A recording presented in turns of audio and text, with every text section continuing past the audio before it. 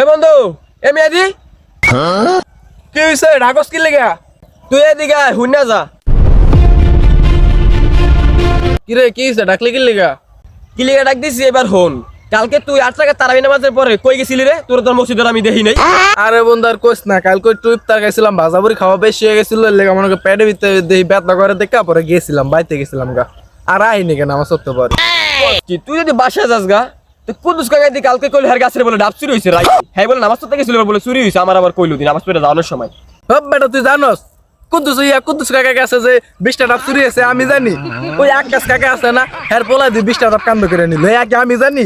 এরা সবাই কেটে মিটটা খাইলো, আমি যা কইলাম যে ভাই আমার একটা ডাব দেন, আমার একটা ডাব দিল। এক আমি জানি যে চুরি কে করছে না করছে, আমি লগে আসছিলাম, কাকে দেখলাম যারা নিতেছে, কইলাম যে ভাই আমার একটা ডাব দেন।